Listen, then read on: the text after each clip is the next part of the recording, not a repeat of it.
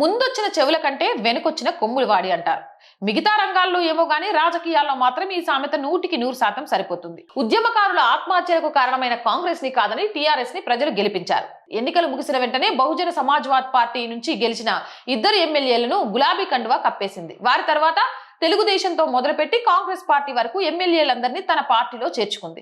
చివరికి కమ్యూనిస్టు పార్టీని సైతం వదిలిపెట్టలేదు. నాడు ఈ పరిణామాన్ని గులాబీ పార్టీ రాజకీయ పునరేకీకరణ అని చెప్పింది. 2018లో 80కి పైగా స్థానాల్లో టీఆర్ఎస్ అభ్యర్థులతో విజయకేతనం ఎగరేశారు.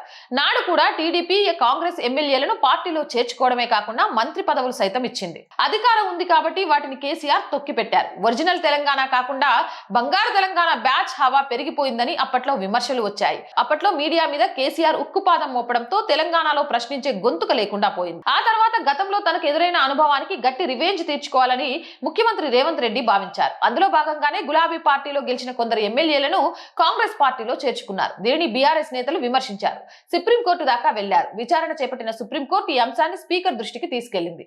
స్పీకర్ ఎలాగో కాంగ్రెస్ పార్టీకి సంబంధించిన వ్యక్తి కాబట్టి ఆ పార్టీకి అనుకూలంగానే నిర్ణయం తీసుకున్నారు. మొత్తంగా గులాబీ పార్టీ ఈ వ్యవహారంలో ఏదో చేయబోయి తానే విమర్శల పాలైంది.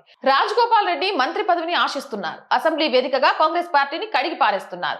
ఎమ్మెల్సీ విజయశాంతి కూడా ప్రభుత్వ వైఖరి పట్ల తీవ్రమైన ఆగ్రహంతో ఉన్నారు. మొత్తంగా చూస్తే అటు బీట్ బ్యాచ్, ఇటు వలస బ్యాచ్ రెండిటి వల్ల ప్రధాన పార్టీలు శిరోభారాన్ని ఎదుర్కొంటున్నాయి. అయితే ఈ భారం ఎంతవరకు సాగుతుంది?